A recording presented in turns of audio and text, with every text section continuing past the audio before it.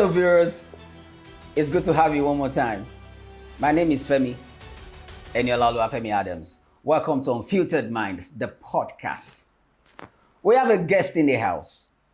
He's an icon, a veteran. He's been in industry for over 2 decades doing his thing. As a matter of fact, he happens to be one of the few directors that started the new revolution of hip-hop music videos in Nigeria. And he has a face. He has actually left a face on every artist he has worked with. The likes of Timaya, Nice, Paul Play, Letoye Kanwenu, Reminisce, and the list is endless. Today we're having him in the studio. As a matter of fact, he is a veteran when it comes to cinematography, and of course, a great photographer for those who don't know. Ladies and gentlemen, boys and girls, young and old, please help me to welcome the one and only AkinAlabi. Bros, I greet you, bros. Good to have you here. Thank you very much for having me. Good to have you. Thank you very much. I hope that wasn't too much because you deserve more than that. It was not enough. You know, that's enough. Exactly. So it will take me to this question. Do you consider yourself a legend?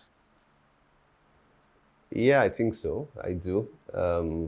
Recently I was talking about the necessity to start blowing your own trumpets. People used to say the empty barrel makes the loudest noise, but now it is noisemakers that gets the attention and the money. So you need to make noise if you want to get anything in this dispensation. If you want to be heard. Yes. So let me make some noise. Okay. I think I'm a legend. Okay, Yeah. So because a lot of time when you ask people who are there, people who are really recognized, they tend to show humility, Yeah, I like humility. Yeah, I'm very humble. But when you also look at what I've done, if I look at what the things I've done over the years, I need to pat myself on the back and say, guy, you don't try. You're correct, because we know. Okay, but having said that, your role in the industry, how has it been for you so far? Your role that you've played so far over 2 decades. Yeah. Would you say do you think you've gotten accolades that you deserve? Well, I think for me, I'm fulfilled. I'm happy with what I have. I'm happy with where I am. Yeah, can it get better? Yes, of course. But yeah, I think I'm very, very, very fulfilled. It's not everyone that's like my mates that has been consistent till today. So to be able to be still doing what I love doing and doing it well and still getting accepted for it till now, for me, it's a big deal. And I can't trade that for anything else. Okay, so you are pleased with where you are, but like you rightly said, it can be better. It can be better. It can always be better. Okay, so you started the hip hop music video, as far as I can remember. I didn't start. I was just part of the Okay, okay, fine. Let me rephrase that. Exactly. Yeah. You were among the few directors that started it. Yeah. What brought about that change? What brought about that shift then? Well, I never had it in mind. It wasn't my ambition to even become a video director or be a cinematographer. Really? Yeah, I know. I didn't even know those roles existed. I didn't even know anything like that existed in life. I didn't know. It wasn't my dream. It wasn't my vision. It wasn't my plan. How did you start? Yeah, I'm going. I'll get to it. Okay. I'll get to it. So, from when I was in secondary school, I'd always been an artist. So I draw, I paint. So as a secondary school student, Paint as an artist? Yes, I did fine arts in secondary school. Okay. So my parents noticed that creative part of me, and they encouraged it a lot. So I think that was where the journey started from. Then I think when computers started coming into Nigeria around 1991, 92, 93. So my father introduced me to computers and he told me to go to a computer school. So I went to a computer school. I learned graphic designing. They called it desktop publishing back then. Yeah, so I discovered CorelDRAW. I discovered Photoshop. So I transferred my love for art to graphics designing. So I became a graphic designer. Okay. So I stopped fine arts. Now, just basically merged computers with my love for art. So I started doing graphic design. So I did graphic design from 94 to till when I was in university, to like 99, no, in fact, till like 2001. Okay. I was a fantastic graphic. I You're was so making, much in touch with your yeah, past, though. I was making money from graphic design. If I was a student in university, some of my classmates didn't know I was a student because I was making money. I was a graphic. They thought I was a business guy. I just used to come to campus, so I was making money from How graphic did you design. deal with lectures? I mean, because No, I attend classes, Okay. but I was very entrepreneurial. Okay. So I also did business admin. So I was making money. I was like the best graphic designer in Ilorin back then. Yeah, because not in school, in the town. of Ilorin. Yeah, because I used to go out of town, go out of campus into town to the business centers back then. So I used to design for them. They used to call me when they have a special client with a special need. They call me, I go in, I do the design, collect my money. So they knew me very well. So that was how I roved while I was in university. So my final year in university was when I just discovered that I started composing songs out of the blues. I just started having songs coming to my head. I started writing songs. And it's not as if I know how to sing or that kind of thing, but I just started writing songs. So, and I had lots of singers around me who were my friends there. So I said, having these ideas for songs. So I just wrote this song. I want to record it. So I just called them. I said, okay, you help me sing this one. You help me sing this one. And in 1999, I recorded my first album called 1999. Yeah, I recorded my first album called Iba. So I recorded it with my friends. It was a massive success on campus. So I had a song then in fact, the song called Iba. It was called Iba. Okay. Yeah, that song Iba was a hit on campus. In fact, it was a hit in Ilorin.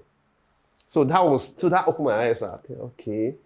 You can take it to the next level. So I can sing, I can write songs like this that people will like. So that introduced me to music.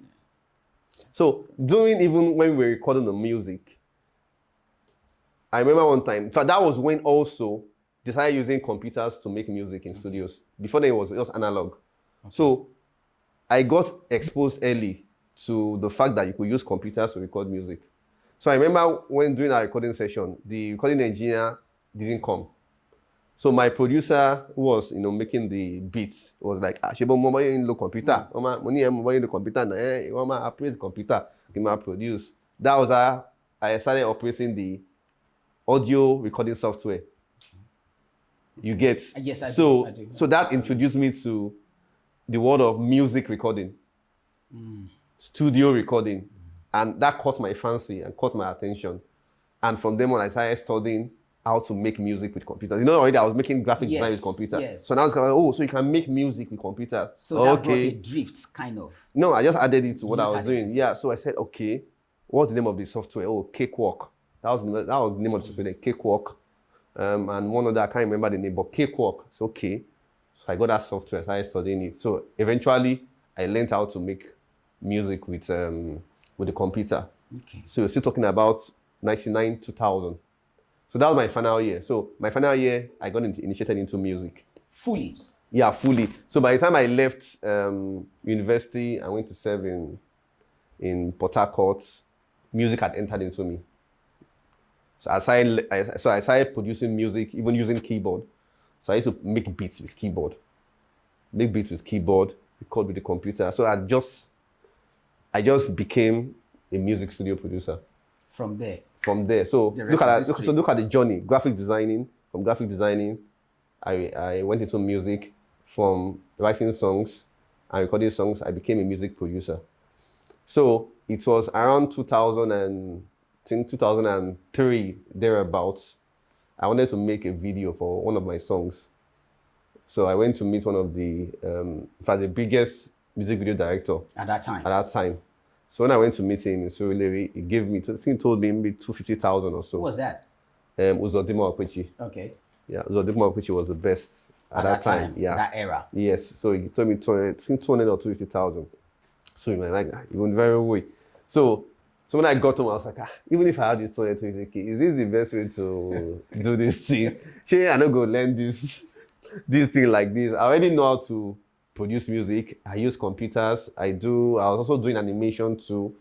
So eventually, I know I used to be watching music videos on TV. In my mind, I'll be saying, I can do this thing now. I can do this thing now. I can do this thing. I can do this thing now. So one day, eventually, I got the ginger. I try this thing. So I said, let me first try video editing. So when I was doing my first, so there was a guy that shot my first music video for me. His name is Tajuddin. Tajuddin. I think that name just rings a bell.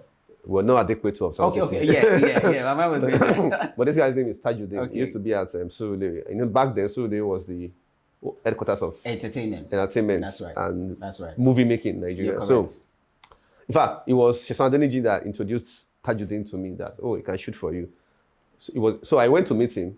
He shot the video for me. So while he was editing that video, I used to go to Surulere and stay with him and watch him while he was editing. You were learning. I was learning. Without paying a dime. Without paying a dime. So I paid him for video. But I got Jara for learning. So he didn't know I was learning, but I just sit down with him. I was watching. So I saw the software again, Premiere 5.1. You copy that to your head. Say, okay. He didn't know how to fish a video. So I had to do a computer, a video again. Okay, so I copied that name, right? Went to Cyber Cafe, went to go and download the software. Because it's not, it was in Cyber Cafe or even went to Computer Village or so to go and get the software. So that was how I learned video editing. I learned it from looking at that guy. Wow. So then I went to go and install the software in my computer and started practicing. So eventually, after I learned video editing, of course, you need videos to edit for you to train. You can't edit. You have to edit something. Yes. Yeah. So, and there was no video because of course there's no YouTube. I needed a video to use to train myself. So now got another person to shoot a video for me. So I got a cameraman. Yeah, come and shoot video for me. I paid him. He shot the video for me. Gave me rushes. He gave me the rushes of mini DV tape. So that was what I now used to experiment, to train my hands till I understood that software well. And that's how I became a video editor. So then, as I said, I had a music studio in Ogba. Okay. So 2003, as I said, I was a music producer already. Yeah. So I already had a music studio, and I had lots of young guys coming to the studio to say, but boy, you don't produce. Computer don't finish. We go beat. Now you make this person than me. Now this thing you use. Now this thing I use. Because my studio there was just one computer, one amplifier, a MIDI keyboard, one Shure microphone, and one small speaker. That was all. So they were already used to big analog studios. So when they now come to the studio, this song where my friend play for me, they say, "Na you do am." Say, "Is here." You use this, yes. That's how I became popular. And people started coming to the studio. I just became... To book session. I just became like the go-to guy in that Ogba Agege axis for production, for music production. I think during that era, what's it called? This Allen Avenue, this girl was living in that area. YMC. YMC. I don't know. Then we never met during this period. Okay. It was also during this period, Kesolo also came to meet me, and he became my employee. Yeah, he came to learn music production from me. Okay. Then. Yeah. So he worked with me for a while because everybody just wanted to know who is this guy that is using computer to do music. It was never heard before. It was never seen before. So eventually when I now decided to switch to video editing, and I started telling them, say, I don't edit video now. So even I get video, bring it. So eventually one person gave me an opportunity that, okay, we have a video that we shot before, but we don't like it. We want to add more shots to it. Okay, we want you to help us edit. So I just edited the video for them, and the thing came out fine. Wow. And from there, I started getting more videos to edit. Okay, now based on what you've talked so far, it's obvious that we know that you've worked with so many artists. But something amuses me sometimes. When we talk about you in the midst of some Gen Zs, they don't seem to know you. Your story is so touching. It's so touching, AkinAlabi, such that you like a god in the industry as far as we're concerned. How come we know some of these artists you've worked with, and most people don't really know you? They don't know us because we are behind the scenes, so it's natural that they don't know us, but they know our work.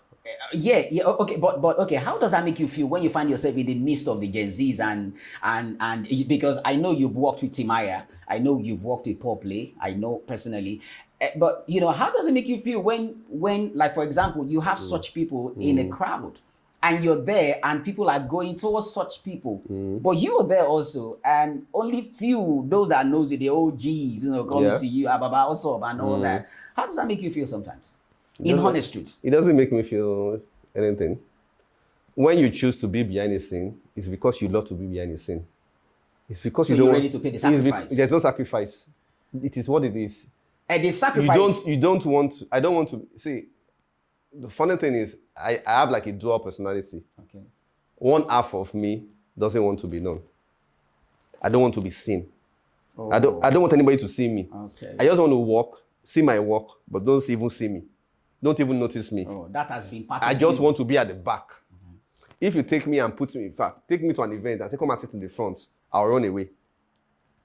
I don't want to stay at the front. I don't want to stay where everybody will be looking at me. You don't want to be on the spot. I don't want to be on the spot. I like to be at the back. So that's one part of me. The other part is that what I do also makes people want to see me. It makes people want to know me. So I say I have another personality that is also like in front of the scenes. So I'm not just behind the scene alone. I also make music. I also do comedy. We're still coming to that. Yeah. I also talk. So I do some other stuff that is in front of the camera. And some people know that part of me. Only. Yeah, only. Some people know the comedy part of me. They don't know the director part of me. So some Gen Zs now, they know the comedy part of me. Yes, because that is recent. Yeah. Now, I have a studio. A lot of people don't know I own the studio. And a lot of Gen Zs use the studio. But they know who you are. They don't know who I am. In your studio? Yes, they don't know who I am. They don't know who I am. But they come, they use it to create.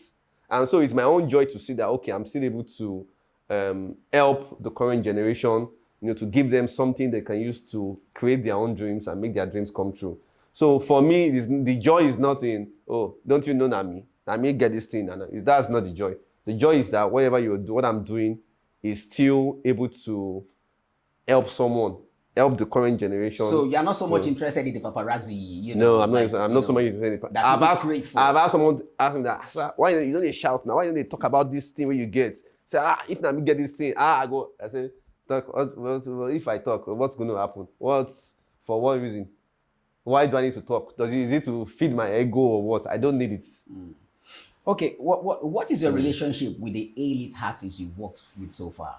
What is your relationship? The relationship is good now. We are with every one of them. Yeah. Okay. One that is, artists are clients, number one. That's correct. Some clients will become friends. Some clients will remain clients.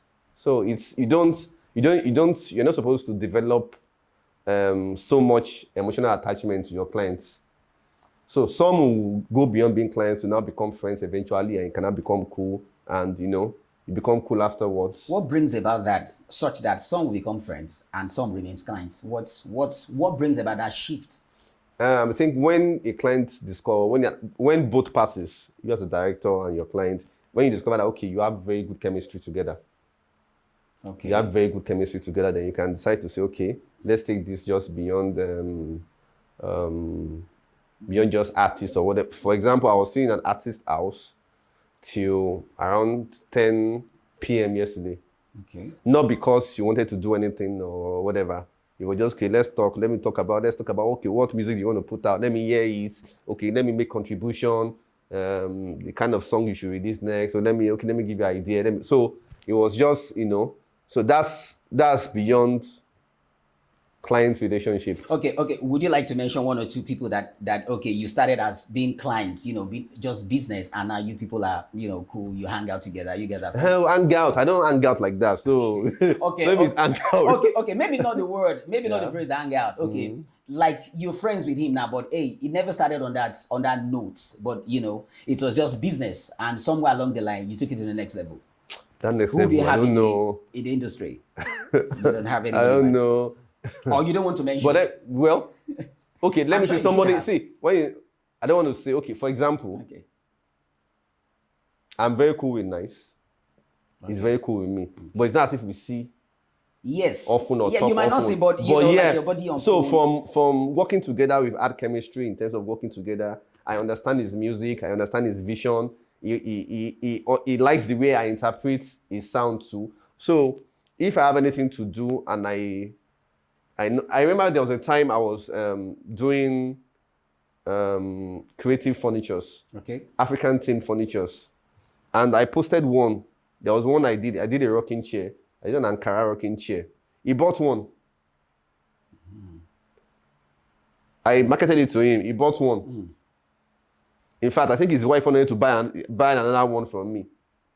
So that's a client turned. So that's a good example. That's so it a good doesn't mean we talk example. every day or every Yes, I get you. But it's someone that I know beyond even music. You can still relate. Okay. What is that thing that you pioneer in the movie industry that you think is still being enjoyed today? Is there anything you pioneer in the movie industry, or better still, perhaps in the music industry as well, that's, you know, it can be traced back to you specifically that I started this? Well. What will I say I pioneered?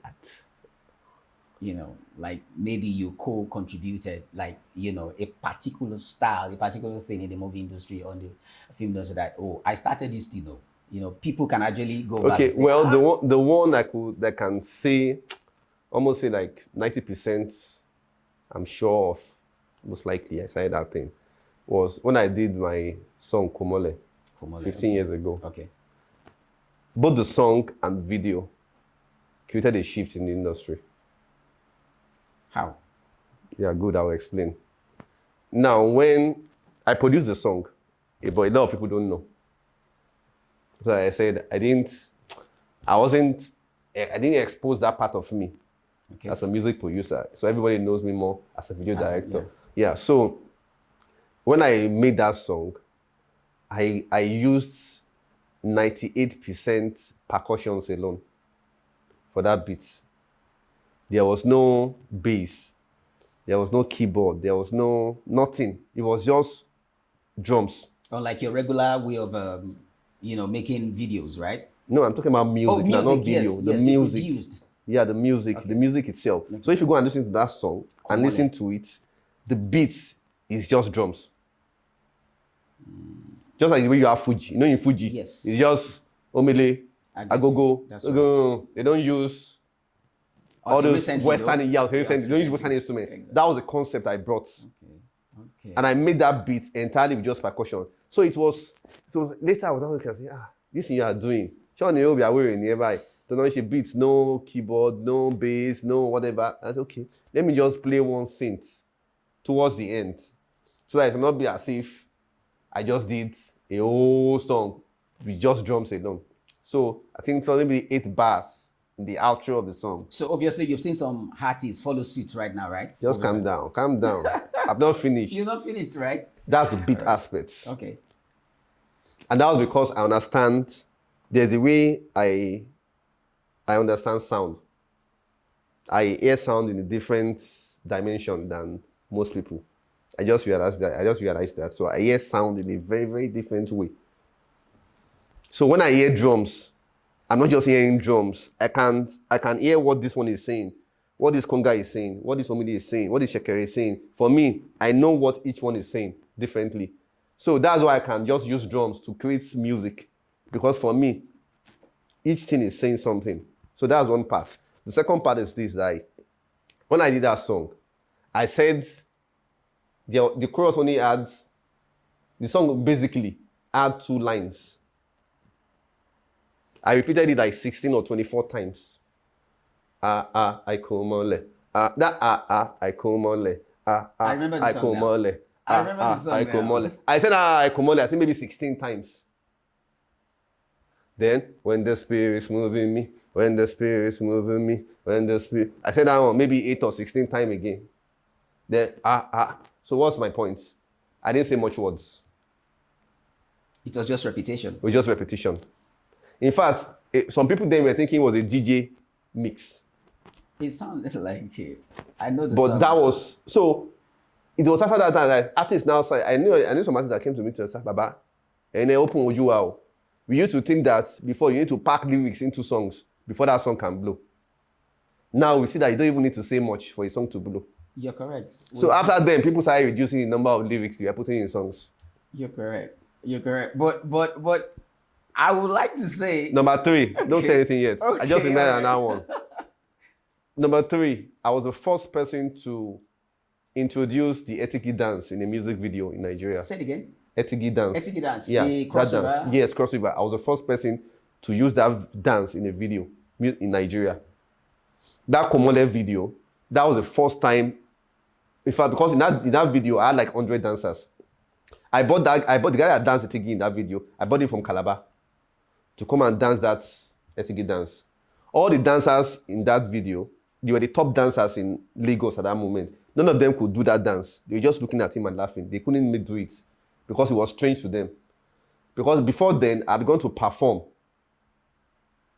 that song in Calabar, in a club. Okay. And I saw them doing that dance, the Etiki dance in Calabar. And they're not telling me, this dance is the rain now. Now this dance is the rain now. I said, I'm in the rain now. So when I now wanted to do that video later on, and I said, okay, I'll use this dance in this video. And I bought that guy from Calabar, brought him to Lagos. Yeah, come and dance that thing. Wow. That was the first. So that was long before Kukere. So it was when that video came out and I used a Etiki dance and the video blew. I think yeah, to now say, me I be Calabar boy now. Then me you so, but I was the first person to introduce a Etiki dance in the music video. Wonderful. That's another first. Wonderful. So if I remember all those other ones. Other one, right? There you go. All right. Having said all this, do you have any projects that you've done in time past that you were not paid up to date? I was not paid up to date. There are plenty now. Excuse me? There are plenty. They have? Yeah, there should be plenty. There should be plenty. Please tell us more. Okay, one of my best, if not one of my best videos that people like a lot, Kaba Kaba by Konga. I think I'm still owed like 20,000. It was a very Konga low. is still owing you. Yeah, Konga Konga is still owing me. Konga, how far? You don't make money now. Come and pay me.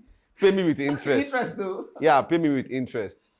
So I did that video out of love.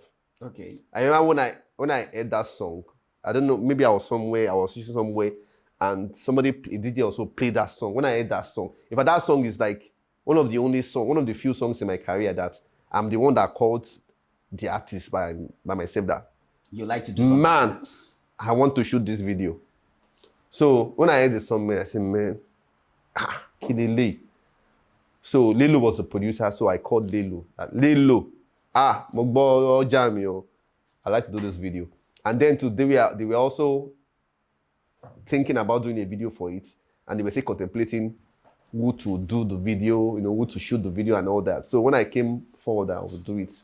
They said, okay, let's go for it, let's do it. And of course, then there was no money, there was no whatever. So I said, okay, can you guys, raise so amount of money? So they just raised what they could raise. In fact, I borrowed 20K from my wife then. For that video? Yes, to support the video shoots. To make it happen. Because I had a vision of what I wanted to achieve and the things that needed to be used. And the money that was available was not going to be enough. So I had to supplement. So I think my wife still remembers to today that you are still owing me. I borrowed 20. I think I borrowed money from my wife. I mean, it was the 20K that you borrowed that he's still owing you. Maybe, yeah, that he has not refunded. That's the 20,000 there. I'm funny thing, he acknowledged it, I think, was it last year? He acknowledged it, Konga acknowledged it last year. Because you reminded me. I still remember, I say they owe you money for this video. Say, you see, yeah. That's funny. So the lesson too is that sometimes the best jobs might not be financially. I particularly like that music as well. It's a jam. Yeah, it's a jam that would but unfortunately I don't think the Gen Zs they know that song. Even if they do, I don't think they know the artist. They do. They know Konga. Okay. They know Konga. Now, okay, as a veteran that you are, have you ever done a project that was rejected at some point ever? Rejected. That no, I don't like this job. AkinAlabi is not too good. No. Yeah, I don't think. I've only had one experience in my whole career that went that way. I know it was not necessarily because of maybe I didn't do it well or so. It was just because I couldn't. The video was supposed to have VFX in it. Okay. So the person that was able to do the VFX, What VFX for those that visual don't understand? effects, visual Okay, effects, all right, yeah. all right. So the person bowed out. Said they couldn't do it again. Because it was going to take, that project was going to take a lot of time.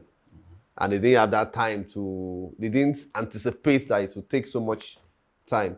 So eventually, it just became very, very, very, very complicated. So that's the only job. Just That's one. my job. Yeah. Okay, you've worked with gospel artists, you've worked with secular. Of course, you've done more secular. I've done more of both. I've probably even done more gospel than secular Really? at those points. Okay. Okay. Let me Or take more, your word or for both. Well, it. But I particularly feel that you've done more of secular because you started as a secular. Yeah.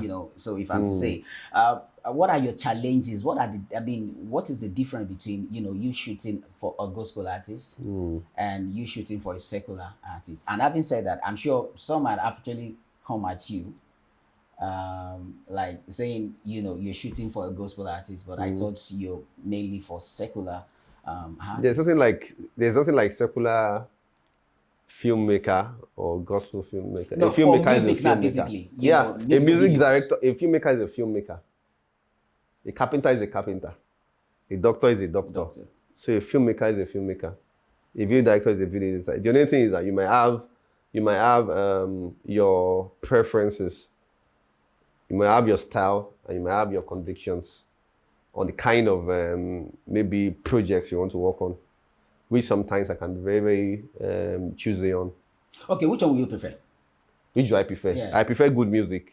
Good music. Basically, whether it's secular, whether it's yes, gospel. I prefer good music. Simple. Good music is good music. I learned the industry as cabals. How true is that? The industry is what?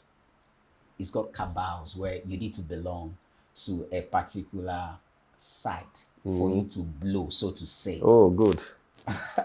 I'm just hearing that from you. No, don't tell me just hearing it. Seriously. This is so you need cabal to blow. I didn't know.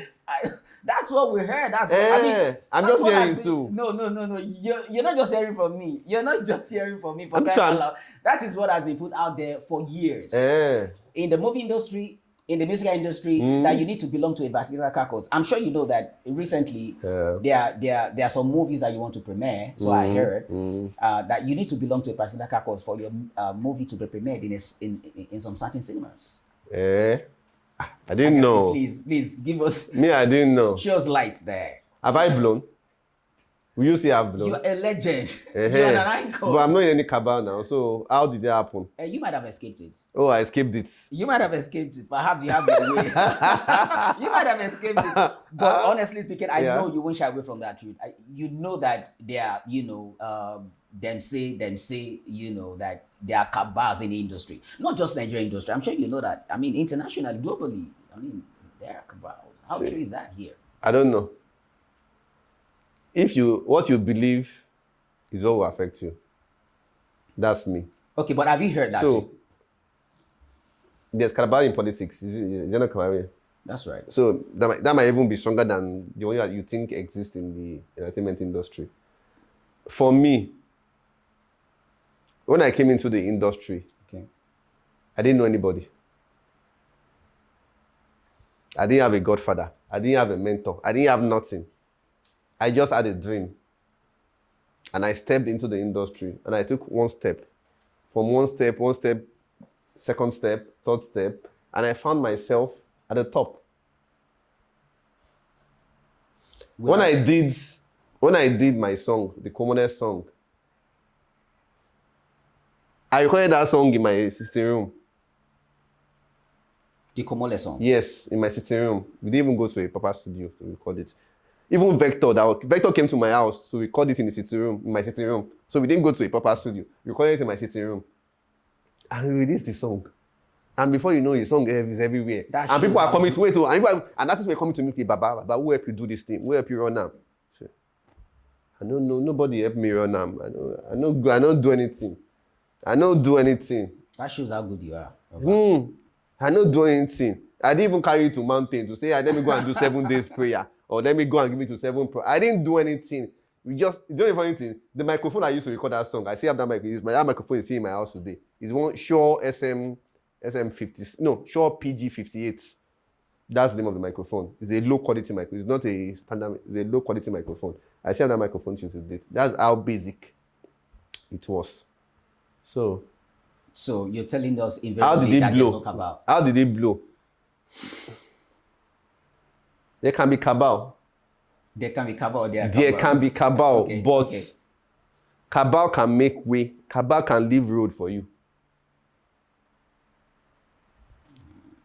If you want to pass, cabal can say, okay, you go. Is there police? When you are going on the road, maybe you see road safety. That's right. You will see police.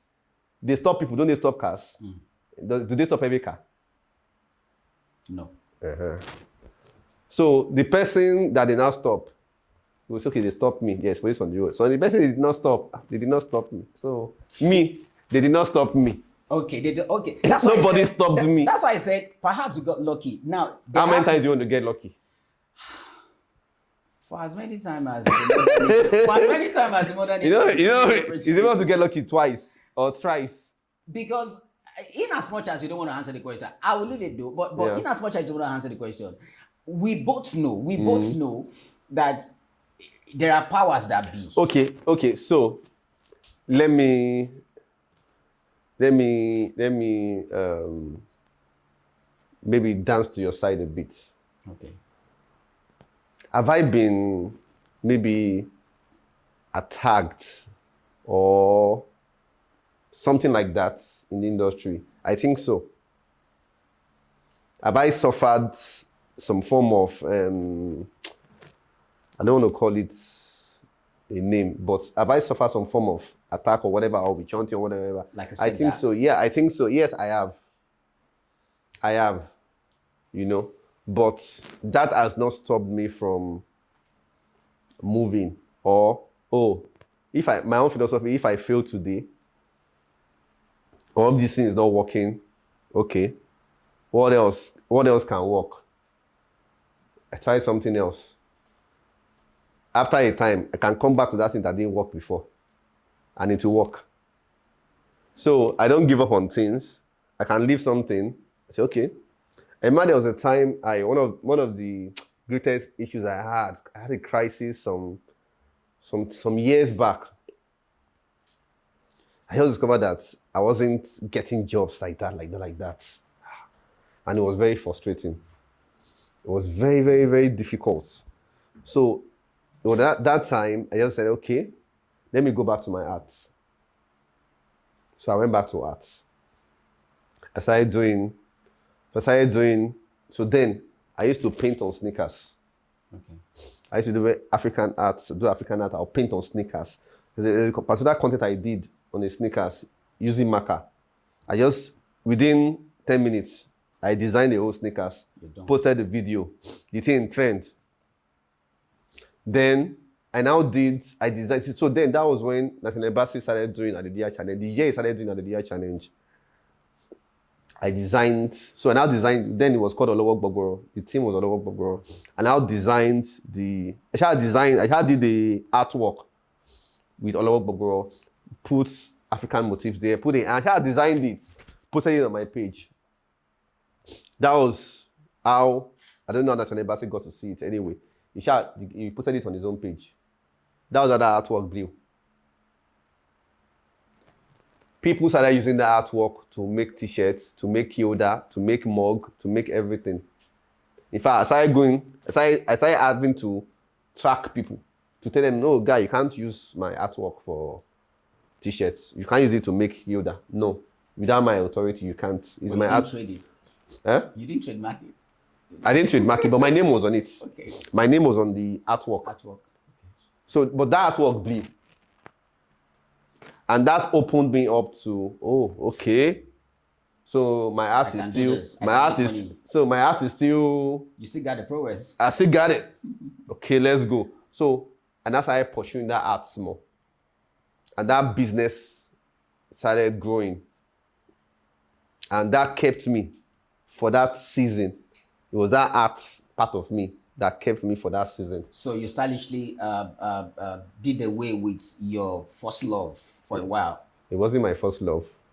Okay, yeah, it was. Yeah, it you wasn't. started as an artist. By the Yeah. way, Yes. yeah. Okay, Yeah. but what So you're known for? yeah. So I started. Yeah. Just A little. It left me. It wasn't me that left it now. It was the thing left me. The thing left me for whatever reason it was. So I went back to the arts. So at what point did you get back on track? I don't know. I just don't know. It just suddenly happened again, and it just started happening again, and the music video started coming again. So I left the arts. I left the arts too. What was your first job that you got after that? I can't remember. I can't remember the first job. I can't remember. Wow. So if you had not said this, people wouldn't have known that a prolific director like you have actually suffered such. So obviously, they are cabals. But hey, I don't know. I don't know what caused that one. What you've actually said it in a particular way that. Yes, they are cabals. But I said it is left to you to. Because I am actually of the opinion that issue of cabal is actually setting the industry back a lot. Not just entertainment industry, every sector, every industry, because there are people, like I said, power that be, that wants to control, that wants to set the record, regardless of how you feel about it. But see, in this life, if you want to, there's a proverb that says, full life is a lie. That's true. No, that's true. It's not true. But it's big enough for me. It is big, but it's not everybody that is permitted to go and fly there. Go and fly drone in the air. Fly your drone. That's when you know that the sky has police. Okay. The birds will come to check your drone out. Who goes there? That's what you mean. Okay. What are you doing here? You're not a bird. You're not a bird. No, but you can say, John can be saying, see space now. Why not they disturb you now? She be space no pop by now. You say, Mr. Man, go down. Now they run this place. I think I get you. Go down. So it's every area, every sector, every industry we have controlling powers. So you can choose to go and bow or comply. And if you're a rebel like me, can choose to go the other way, but you work. I think that's one of the reasons why you're still very, very relevant. That thing that you mentioned, a rebel. So you have that spirit of tenacity, because a lot of people will have backed down, considering the little thing you said you've got. I backed down too. I backed down. So let me. So when my music has caused me more trouble than people who choose to believe. Really? Yeah. So me choosing to do music, when I do come on, I think put me a lot of trouble. Put me a lot of trouble.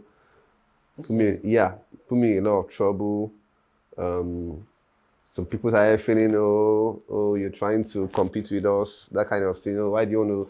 You just want to sing. So that thing brought a lot of. The Comoles, precisely. Yes. Yeah. Brought a lot of negative energy for me. Like a rift. Yes, a lot of it. So eventually I had to run away from music. I don't do music again. Music, sit down for one side. So they wanted you to stay where you've always been. Yeah, you always been. Cinematographer. Video director. Just stay there. Just maintain that one. Little know what that you said, that thing, Ojo Hempo is not what it is. Just maintain that one. So I had to leave. I remember one time I did a song called Jericho, and I was afraid to release that song.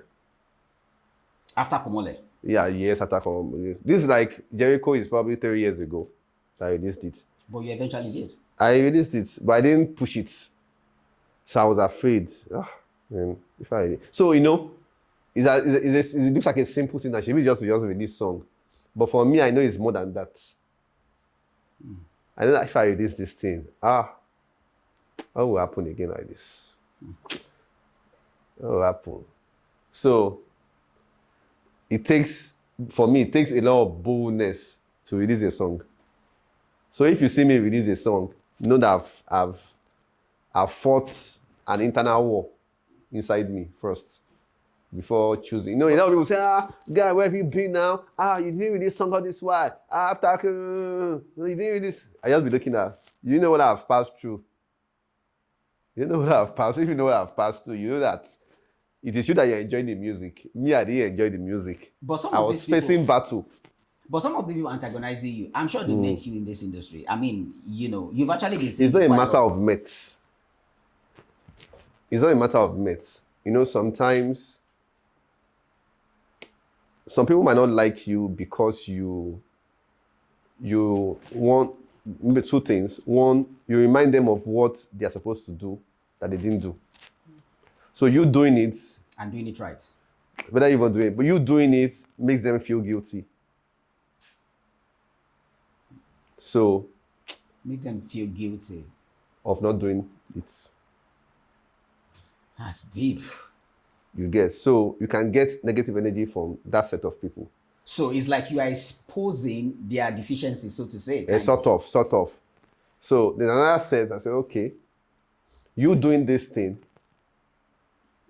is you are trying to come into their space. And you say, Ma, don't come here. You stay where you are. Don't come to our side. So that's another sector too. So when you choose to do something, sometimes you might face opposition from those set of people. I think I agree with you on this part because it takes me to something like an addendum. I've heard a lot of story about some Yoruba Nollywood actors that wanted to cross to English, but they are not being welcomed. Yeah. Because they belong to the Yoruba. Couples. And sometimes when I hear such, I laugh. Like, what is the difference? When you're an actor, Whether Yoruba, whether it's Igbo, whether it's English, I beg your pardon, it's the same. But I learned that they don't welcome them. They don't allow them. They don't give them that, open hands. But you have to fight through for you to, Yeah, so this life, you have to fight for whatever you think belongs to you. Nobody will give it to you just like that. If you think it's your property, if you think it's your right, you fight for it. You can see the reason why I call you a legend, because who is a legend? Who is an icon? Who is a place setter? Who is a veteran? It is somebody who has fought, who has gone to war, somebody who has fought, over time. But let me ask you this. What would you have done differently in all of that you've done in your life? If you have to sit like seated right there, what would you like to change? Like, I wish I've done this differently. What would that thing have been? No, nothing. Absolutely nothing. Absolutely nothing. So one of the things I like about myself is very early in life, I decided that I will never live a life of regrets. Never live a life of regrets. So I prefer to do something and fail doing it than not to do it and be regretting years later that, if I had known, I would have done it. So there are some things we do sometimes you feel, I should have done it differently. It's not as if you failed, but if I'd done it this way, I think the result would have been better. That's why I do remix. Yeah, I'm telling you. That's how you do remix, That's right? why I do remix. I don't finalize on things. Okay. I don't say, I've done this thing. That's the best. I still look at it and say, okay, this thing that I've done, is this the best way that I could have done this thing? What if I do this way? Or what if I do this way? Okay, let's try it. Nobody will kill me. Would you kill me for trying it? Of course not. If it's fine, if it's fine, they will like it.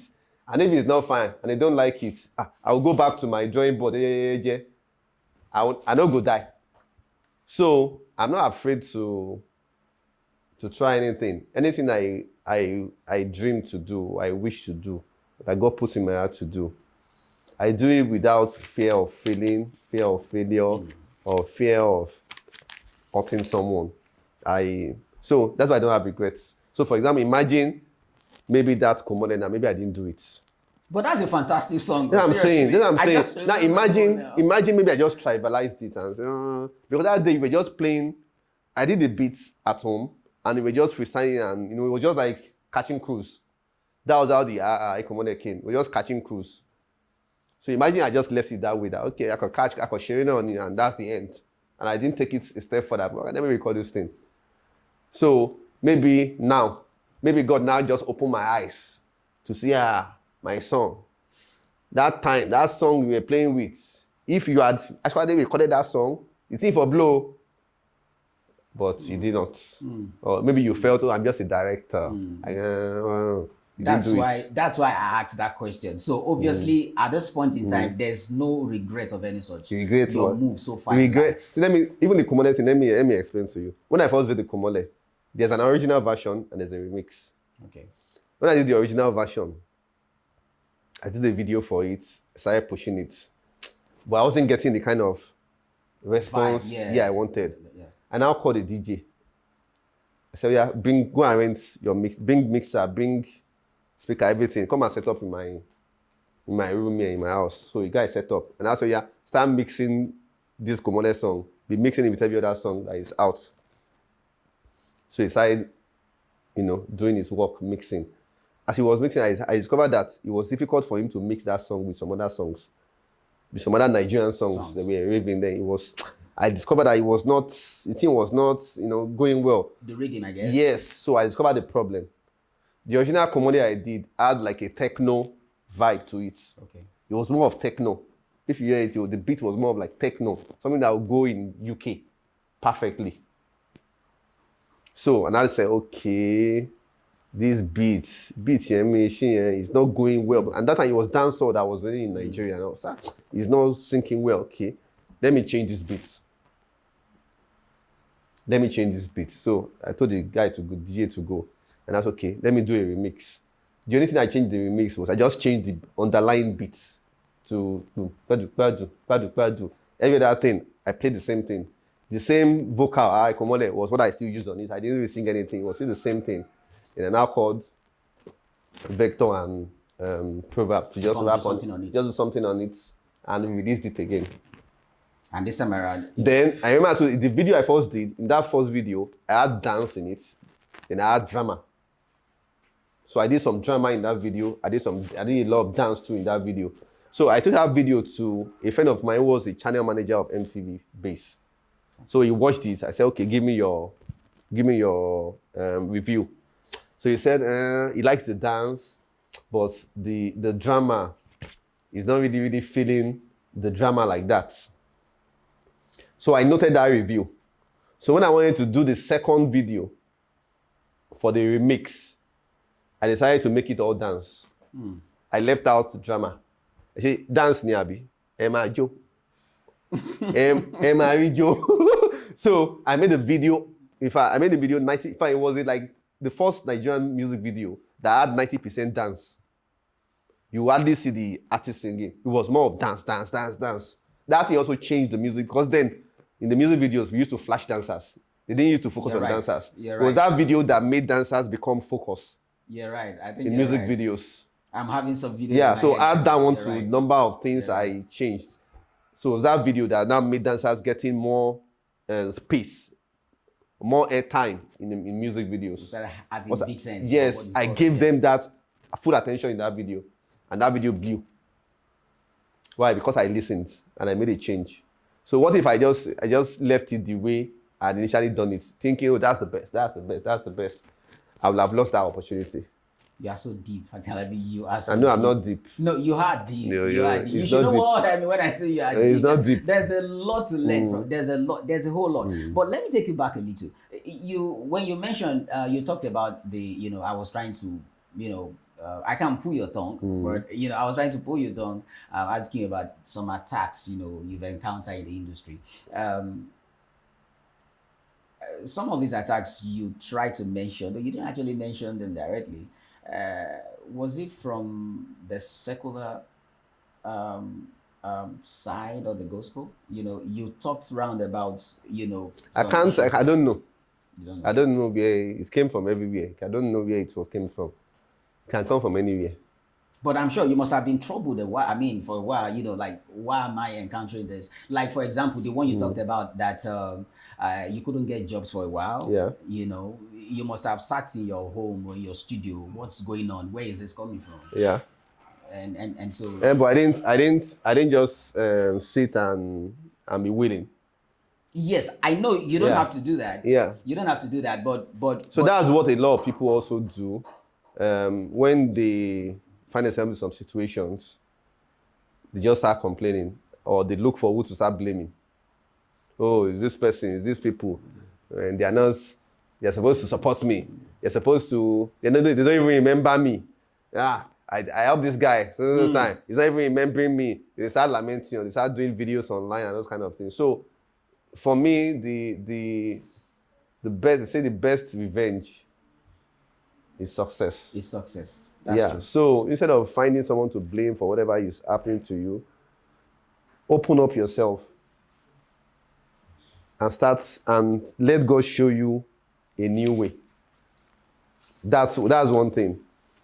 I have one philosophy too. Okay. That you didn't ask me this question, but I just give you that one for free. Okay. So I have this philosophy that helps me. There is this quote that says, if you ain't broke, don't fix it. If you're not broke. If it ain't broke. If it's not broken. Yeah, don't fix it. So what basically it means is that leave things the way they are. If something is working, just leave it the way they are. Me, I don't have that philosophy. You have contrary to that. Yes. Let's hear it. If something is working and it's working, after I'll look at that thing, I'll scatter it myself. Because you are used to it over time, you won't. Not used to it, because there's another quote that says, good is the enemy of the best. I can relate. The enemy of the best is good. I can relate. When you get good, if you're not careful, yes, you will settle for the good. You'll be comfortable there. You're comfortable and you'll not get the best. Correct. So, if you are saying good, you're enjoying it, it's good, it's good, it's good. I just want to say, this thing, is this the best you can get from this thing? Edaru Kawatuto. Because if you don't scatter it, you will not see new possibilities. But like you rightly said, it's not as if it's not working for you. It's working. It is working. But you feel it can be better. Yes, and the only way you can know how to get it better is to first scatter it. Sometimes God do it on our behalf. And we think it's a setback. And we think it's a setback. It is still God that is working. So, but me, I don't wait for God to do it most times. I do it myself. So I'll scatter it. See this thing that is there, remove it. Remove it. Let it be empty. So it will now be empty. Okay, let's now be looking. Let's now be cracking our head. What should we do? What can work? If you don't remove that thing from there, you will never know what to put there. Is that the same spirit that prompts you to do remix on some of your songs? Yeah, it's the same spirit. It's the same spirit. This can be better. Yeah, this can be better. It's the same. So I don't just do it on song. I do it on different things. So I can say, for example, like this our setting now. This table. Now, in your mind, you believe that this table is the best thing that can be here. But the moment you still have this table here continuously, you will never think of a better one. The moment you remove this table from here, but maybe they forgot to bring it, then one person will not start thinking, what else can we do? What else can we put here that will make sense? Then probably you will now have a better idea that will now be better than this round table. So, but sometimes it's God that will now orchestrate those kind of things. Maybe cause an accident, make something happen, then you now find yourself in a fix. So me, I've trained myself not to wait for that kind of thing. So I steer the water myself. If the water is stable, after a while I say, you need your thing stable. It's time for change. Let's dabaru the thing. Okay, let's see. Time at daru time after tuto. I get your point. Yeah, so I get your point. Who would you say, or better still, what would you say is the best work you've done so far, your best job? That's, I think, now you might not be able to say it's my best, but like one of your bests that you've done so far, that you're so proud of. That anytime you look back and say, man, I love this job. I love this job. One of my bests. Like I said, you might not target your best, but it's plenty. It's plenty. Okay, let's have it. It's plenty. One is Kaba Kaba. I love Kaba Kaba.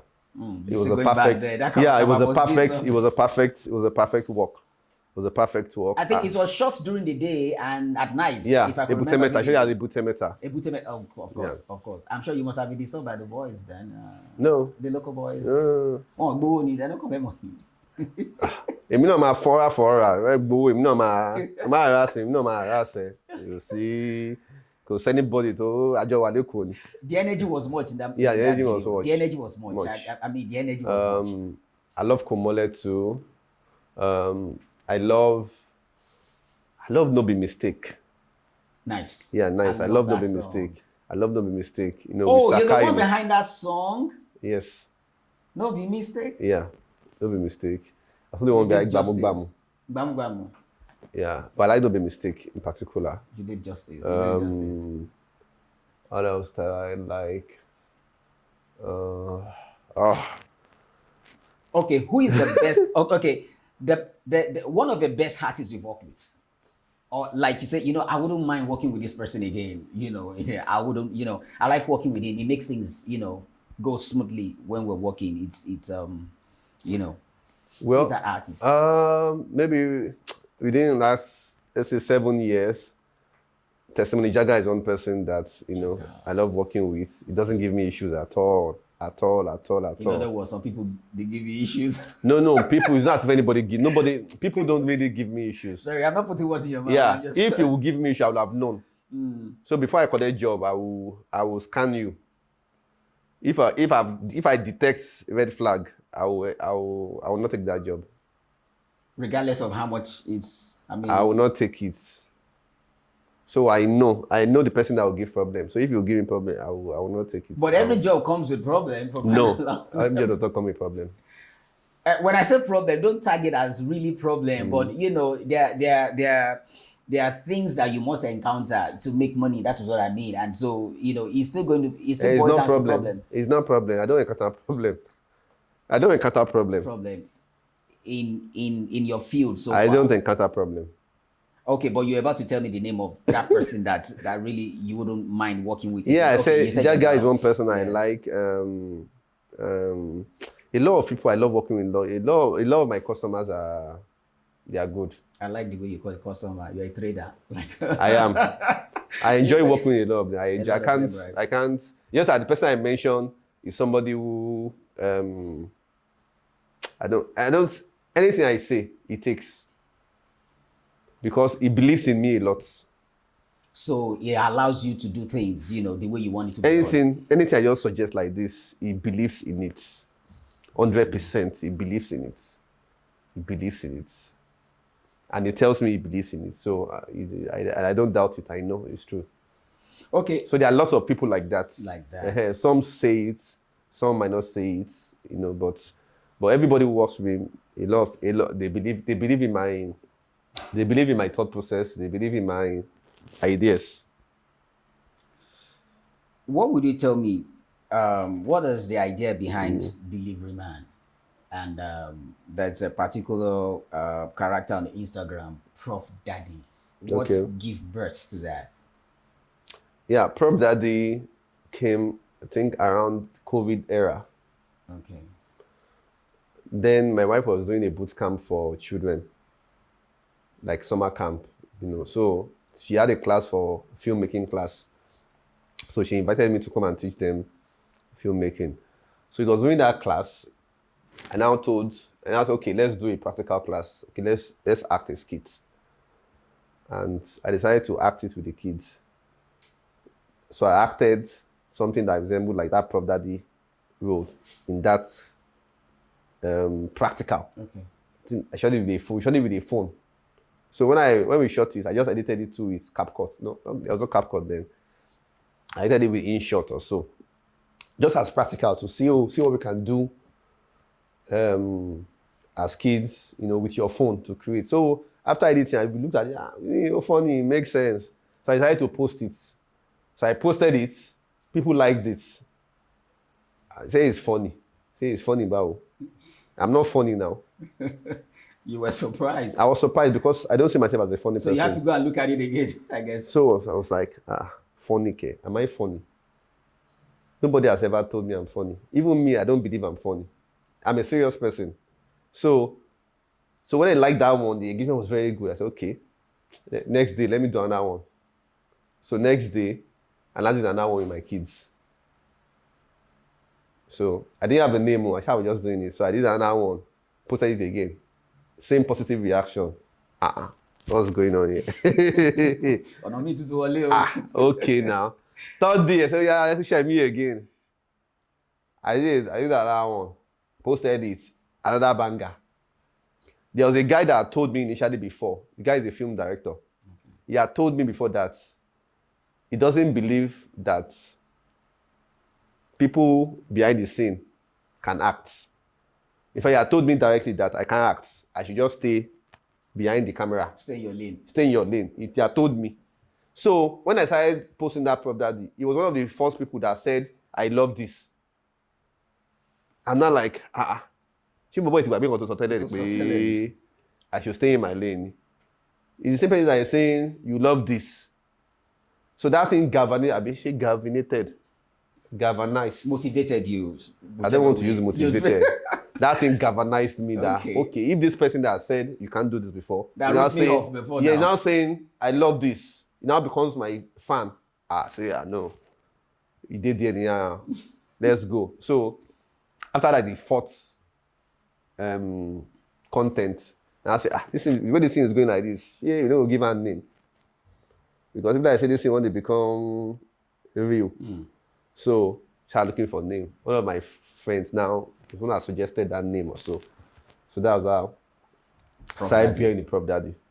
Then, for example now, the comedy industry or the skit industry, does it have kaba? I don't know. You tell me. You tell me. So I didn't know.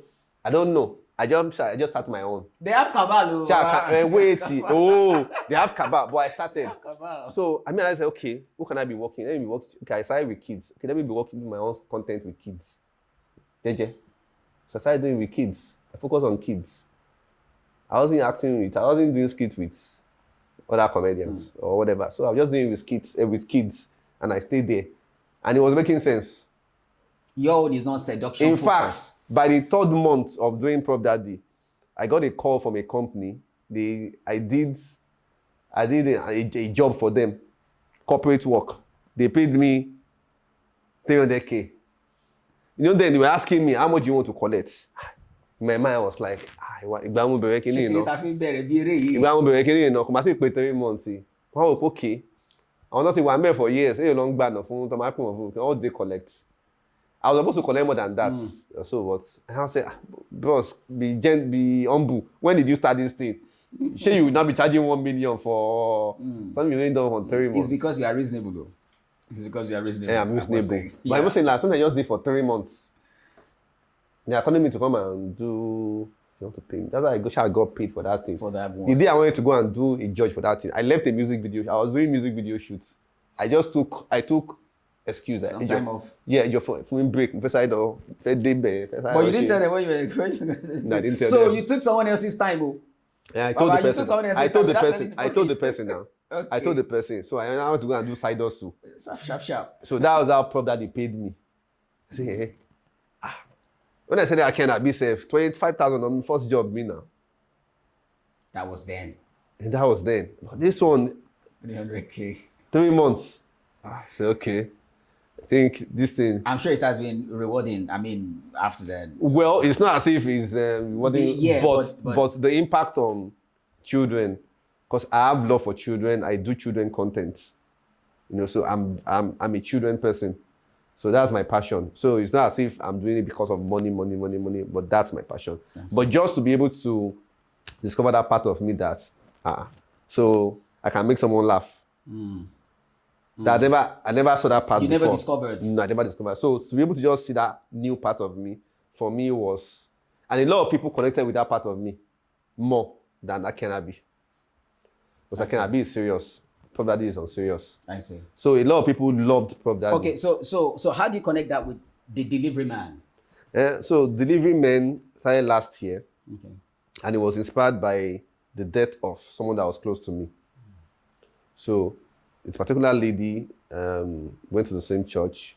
We were very close. She believed so much in me. And also used to support, she's a businesswoman, entrepreneur. So I used to support her business. She used to sell Ankara, and I used to patronize her. She so much believed in me. She so much believed. If I do anything like this, I just know that she's one of the first people that will first appreciate that thing. So she passed away around maybe October last year. So when she passed away, that thing affected me. Devastated you. I couldn't sleep. So I started having insomnia. I couldn't sleep at night. So for like 3 days, I was having sleepless nights. Just that thoughts of, this person. I will still be seeing her post on TikTok. On my TikTok, I will still be seeing her post coming to my feed because I engage. So I'll still be seeing her post. Because she sells clothes. So, this person. In fact, when in church, I used to sit beside her.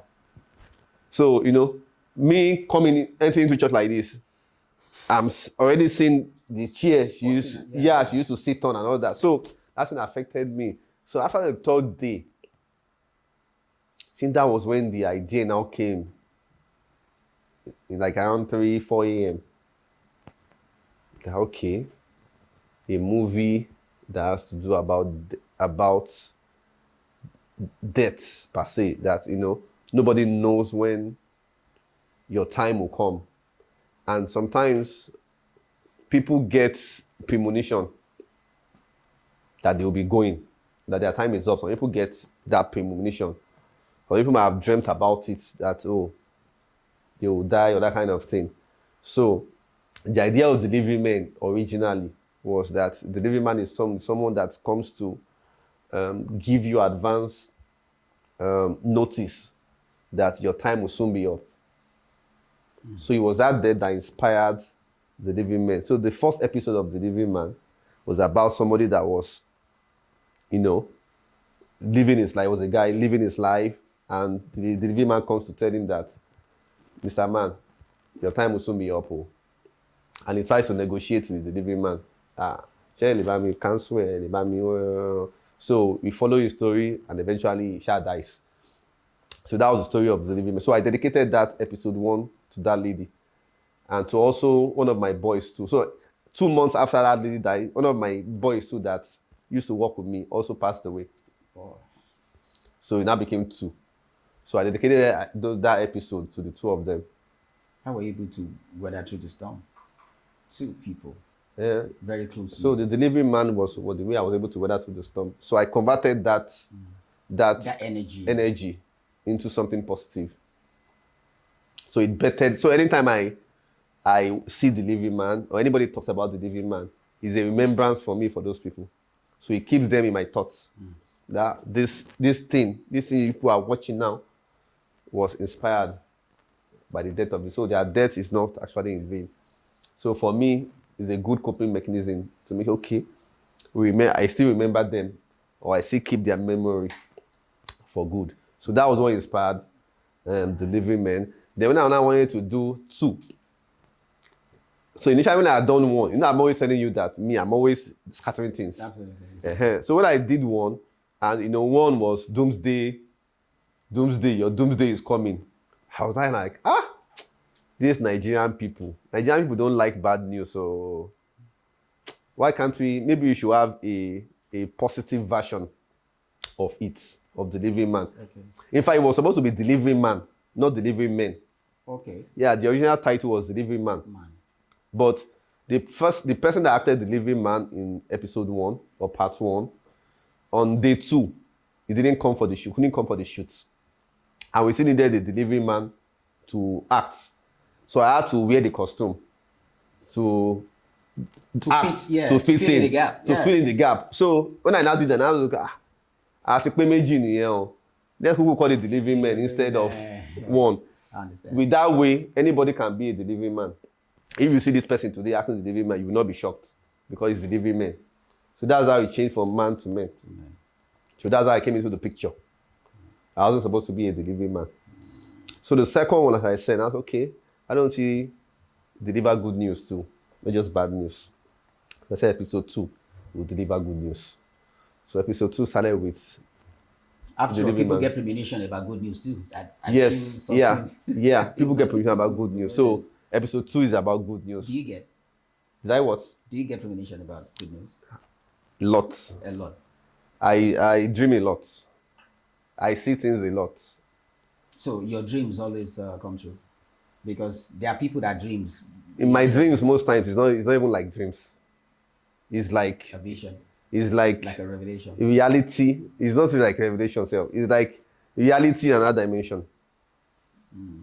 No, this is a reality now. This is a physical That's reality. correct. So it's like I'm in another reality. But now this one is like is in a dream world, not so it doesn't look like Okay, I think revelation I get you. or It looks real, like you. it is real. I get you. It is real. It is real. So sometimes my dreams can be as vivid like that. I see. Can be vivid like that. And I've had experiences of when I wanted to enter university. In fact, like this story, this part 2, was partly inspired by that my experience. When I wanted to enter university, I had a dream. And in that dream, someone gave me a letter. So when I opened the letter, it was an admission letter. And you were yet to get So admission. I was just going to admission to the University of Ilorin that I wanted to enter. The letter was I could read everything in that letter clearly. That this one is an admission. If the letter was perfect, it was a perfect admission letter, like the real admission letter, and it was to University of Ilorin. So when I got that letter, I was happy. So someone now came, that man said, "Let me see, what's in that letter? Let me see it too." I didn't give that person that letter. I didn't show the person the letter. In the dream. In the dream. Eventually, I got admitted to University of Ilorin without stress, without problem. Okay, with your premonition,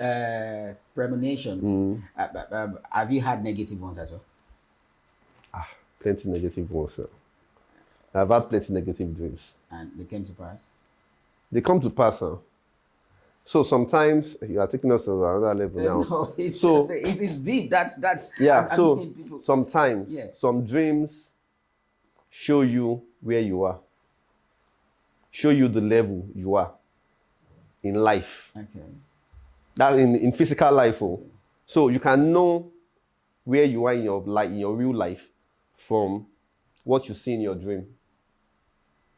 You know, when I was telling you that I was in a very dark season, Yeah. you know, Yeah. there was some kind of dream I was having then. In your downtime. In my downtime, there was a kind of dream I was seeing then. I used to see myself in some certain places. I used to see myself looking in a certain way. And that meant trouble. When that dream changed, then the real life changed. So for example, if you see yourself, you're just walking around without destination, without arriving at a destination, is a problem. Something is not right. Something is not right. You have Something is not right. So it's always very. So I use that thing as a barometer. When I see what's happening in my dream, if I see it, then I know what to do In the physical. in the physical to fix that thing and change that dream. Then when the dream changes, just like, let me give you an example. The day I knew I would travel out, The very first time. was it first time? Not first time, Sha. I went to UK. I've not been to UK. I've been rejected very long time when I wanted to go to UK. Okay. So, think I used to see myself. I would see myself in plane. You know, seeing yourself inside plane is not the same thing. Some Yorubas will tell you it's a setback. It's not setback. No, some. I said some. Some will tell you. I don't see how it's a setback. Sha. You know, Yoruba will tell you if you're counting money in your dreams. Yeah. They say it's a setback. Okay. Yeah, But if you see yourself in a plane, so for me, seeing yourself in the plane is a good thing. But it's not the end. you have to work it out. Not working out. Okay. If you see yourself in a plane, you must see yourself land. Land. That you see yourself in a plane, it doesn't guarantee that you are traveling out or you get to where you are going. That's plane, you see yourself in a plane, must end in you landing, you coming out. Then that is when you now know, oh, yes, I've succeeded. But just seeing yourself in a plane Plane and you wake up. Better go oh back boy, to you never sleep. complete. Go back to sleep. Go back to sleep. You must arrive. So he was there and I was thinking, and I dreamed that man will arrive. I got visa cheaply. In fact, my everything was paid for. I didn't pay for flight. I didn't pay for anything. Everything was just taken care of. Everything was taken care of. So those kind of things, I use it as signs to know where my life is at the moment. There's now help me to know, oh, what do I need to do? What step do I need to take? I think I had a dream recently. I can't even the one dream I had recently You're hardly spiritual. that was very, very positive. I think maybe I can't remember again. Funny enough, I wish I had written it down. But really, that is one area I used to know. So when you are even saying all those kaba things from dream, you know if you are fighting people. Okay, the last dream I had. The last dream I had, one of the dreams I had recently. I shot 3 people or so. I think maybe it's the living men that is affecting me now. It has never happened to me before. You shot them with a gun? I collected gun from their hands. From their hands? From yes. More fire and more crew. As it was brutal. I want water. So when you watch this, my delivery men too, that's the way the movie ended. It ended with the lady shooting the person that was stealing her blessing. You know, so I've been able to translate some of this my experiences into the film. So what you see in your dream, I don't joke with it. Thank you for giving us insight. Thank you so very much. Do you have any project you're working on right now? Do you have any? Yeah, Delivery Men is the project I'm working on. Aside that, Delivery Men 2, that's the project I'm working on. The one beside it is there's a soundtrack for Delivery Men 2. It's called The Day. It's called The Day. The Day. Stand Up. Stand Up. Awesome song. Okay. Is it out? It's coming out Okay. on Saturday. That's March 14th. Okay. I don't know where I'm releasing this podcast, but Okay. it's coming out March 14th, Saturday. That song is another story on its own. I see. The song is awesome. I see. The video, so you just finished shooting the video too. The video too is, well, by the time this thing comes out, you would have seen the video. I believe the video will go places. I believe the song will also, because everybody has heard the song, they are always saying, man, this is it. So for me, it's like, okay, say after 15 years, I don't need to me again. Right? Okay, now, anyhow. What is your relationship with AkinAlabi, the politician? No, just casual relationship. Just the way you know him is the way I know him. That's all. Yeah, Does he know you? Yeah, he knows me now. People mix us up a lot. Okay. Some people want to call me, they call him. Some people want to call him, they call me. And how does that make you feel? I mean, for the fact that they mix you up together. And he's a good person now. With a politician. He's a good person now. A better person now. You're advocating for him. No, I'm not saying he's a bad person, don't get me wrong. But I don't see like somebody who will advocate for somebody that you're not so very close to. You say he's a good person. That's a deep phrase. He's an entrepreneur. Okay. I knew him first. Of course, he's a good person. I knew him first as an entrepreneur. Okay. For me, that was a big deal. So he succeeded as an entrepreneur. Yeah. And that was even before he now went into politics. So for me, it's okay. And they're not mixing me up with an armed robber. No. So. Okay, so what would be your advice to those who wants to emulate what you do, who enjoys your work, who has followed you up, especially the Gen Zs, because we have some few Gen Zs that knows you, obviously. There are some Gen Zs, I'm sure you know, that they are far older than their age. Yeah. We have them in our society. You hear of their age, they're young, but they know so much. And they want to be a movie maker. They want to be a cinematographer like you. What path would you advise them to take? When you say be a movie maker, be a cinematographer like you, that means you are also, you don't see me. You don't know me. Okay. Yeah, because if that's the only part you're talking about, then I think that's why you're here. It means you don't to expose yourself more. Expose myself more. I've been exposing myself since now. For those that don't really, for those. So you don't say that I want to be a cinematographer, that I want to be a no. So thing will say that I want to be that wants to live their life. Okay. Because that's what I'm doing. You're just living your life. I'm just living my life. So I'm not trying to be like someone else. I'm just trying to live my life the way I have lots of people that wants to tell me how to live my life. Dictates to you. Even my parents self, they've tried to tell me this is what you're supposed to do. And I'll still say, this is how I want to do it. This is what I want to do.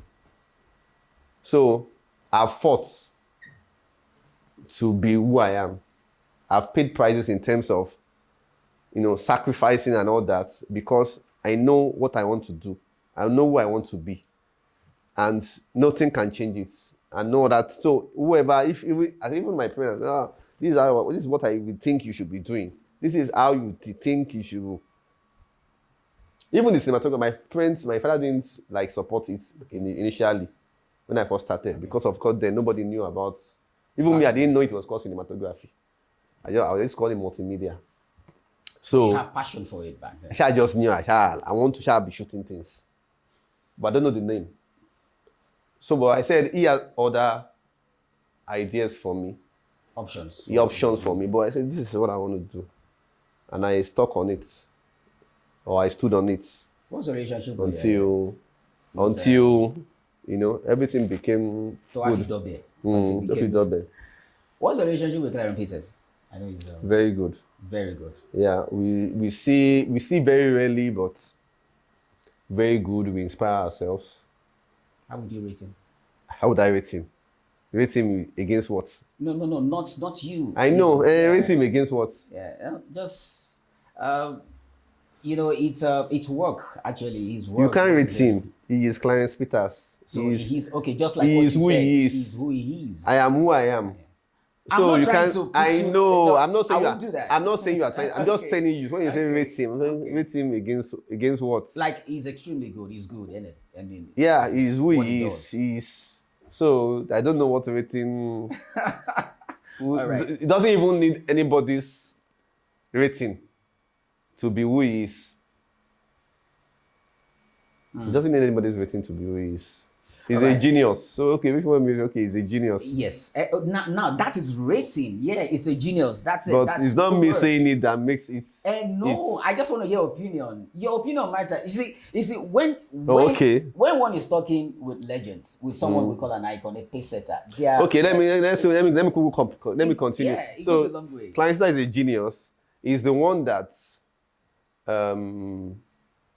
one of the major, apart from DJT. Clarence is arguably the person that told fair music video industry doju. He increased the capacity. He broadened it. Yeah, he broadened it. He increased the scope. He increased our imagination. Let's think bigger. That was what he brought in. So he was one that made everyone think bigger. No, don't let us think small. Let's think big. Let's think no, this thing is possible. We can do it. Let's think big. So clients are the only ones that started that big thing. Let's go big. Let's do big. So for me, that's I didn't pass through the system. I just came in. That was a big deal for me. That okay, we can think big. Oh, okay, we can attempt this kind of thing. So for me, that was a big inspiration. You see, I didn't make a mistake mentioning him because you've said something very strong, good about him. So your last words for, your lovers, those that, like I made mention, those that looks up to you. What are your last words for them? Live your life. Please yourself. Please yourself. Yeah, please yourself. Oh, be happy. Please yourself. Do what makes you happy. Yeah, do what makes you happy without harming other people or without inconveniencing other people. Try and contribute something positive to the world, to your environment, to your community. What you sow today is what you reap tomorrow. Your Bible will say, "Asesile La boaba." So, if you don't do something today, you won't meet anything tomorrow. Absolutely. So the best time to do something is today. Okay. Yesterday has gone. So today is what are we going to do today? So do something with your life today Don't Fascinate. don't don't doubt yourself. Don't feel, can I do this kind of thing? It's people like that that have that grace, That that can amazed. achieve, yeah, can achieve, yeah. So don't think like that. Just believe that in Korea, not tossing me. So that's it. In Korea, not tossing me, yeah. So just have that mindset. If you have that mindset, there's nothing you will do. If when I take, for example, let me just wrap up. Okay. When I take pictures, I see my picture as a work of art. No matter how simple that picture is, I see it as priceless. I value it. So I just take pictures and okay, photo. No, I see it as something somebody can pay money for. That's the way I value it, and it's the value you put on it that other people too will put on it. So you need to value yourself and value what you do. So when you value it, that value will radiate to That's correct. to other people. Do you want to talk a little about your photography? Well, my photography is more document. I'm not a fan of portrait photography, even though I do it, and I do it well. But I'm not so much a fan of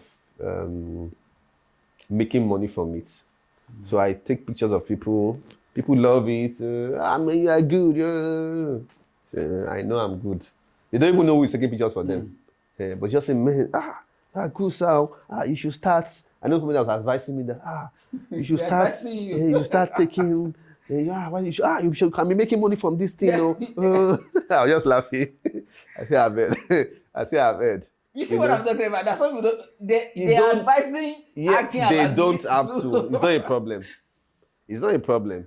So, but what I'm passionate about is documentary. So, for example, like Makoko, for example, I've documented Makoko, documented it last year, did an exhibition on Makoko. So, I like documenting history. I'm an historian. I document history a lot. I also have a vintage museum that I run. Yeah, so I collect, I'm a collector, vintage collector, document history. So that's what I'm passionate about. How long have you been running that? 4 years now. 4 years. Yeah. Is it open for anybody to visit? Very open now. Very, very open. It's a popular place. Okay, where is that? For those that don't know. Yeah, it's in Abule Egba. It's called Vintage Africana. Okay. So it's it's a place where you enter to and it's like you have stepped back into the 90s. So the whole space is 90s vibe. From the props to the TV to the car to everything, it's just like you're stepping back into the past. That's it. That's the idea. That's a lovely place to visit. It is. That's a lovely place to visit. You're stepping into 90s. Yes, that's it. You step into when you enter this, you are back into the 90s. That's the idea. 90 is one of my best vibes, if I may say. Seriously, when it comes to music, when it comes to my life, everything you need together. You need to be. You need to be there. I think I need to. When you get there, you just you not feel the same. You just feel as if you're 9 years old again. Wow, really? Yeah, that's the vibe. I think I need to pay that place a visit. So that's another popular part of me that people don't know is me. But a lot of people have that experience because of me. Without you knowing that you are the brain behind it. Yeah, we don't know that I'm the brain. And that's the way I wanted it to be. It's deliberate. It's deliberate. It's deliberate. So, it's also one of the experiments that I do to show that sometimes it's not about, you don't need to be popular to succeed in something. Of course. You don't need to belong to Kaba to succeed in something. You don't need to, I don't know, there are so many things you don't need to do to succeed. Yeah, so it didn't succeed because it's AkinAlabi. Nobody even knows AkinAlabi. It succeeded because it is good in itself.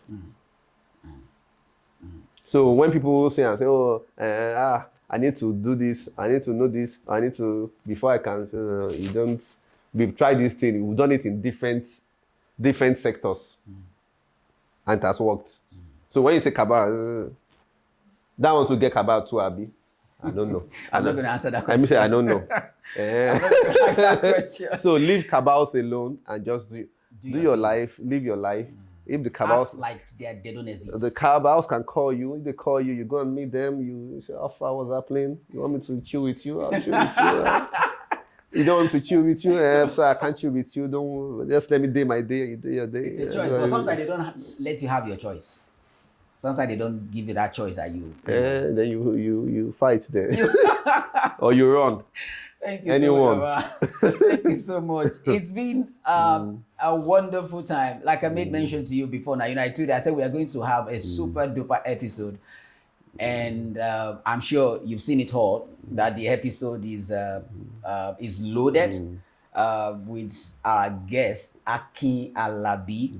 And please do follow up. What's your Twitter handle? What's your, do you have so that, for... I'm active on Instagram, AkinAlabi Films 1. I have like 5 different accounts on Instagram. Please say it. But my personal is AkinAlabi Films 1. Then you have Vintage Africana Lagos. You have Vintage City Lagos. You have Niger Kid TV. That's for children. What else do I have? That's even good for you. For the fact that you have for children, that's for children. Wonderful. That's so wonderful. That means I'll be relevant in Absolutely, exactly 20 years again. So thank you, viewers. We really appreciate you watching this episode. Watch out for the next episode coming anytime soon. I remain your regular host. Having said that, hey, you can actually make your advert here. You can see this is Lily Royce. Lily Royce is a beauty product. And behind me there, we have Uptown Jollof Rice. You're not here. If you're here, I'm sure you can actually perceive some things here. But hey, unfortunately, you're not here. We're here. And so you can actually do your adverts on our podcast, Unfiltered Mind. And so we hoping that you will get in touch with us. My name is Femi, AkinAlabi Adams, your host. Thank you. God bless you.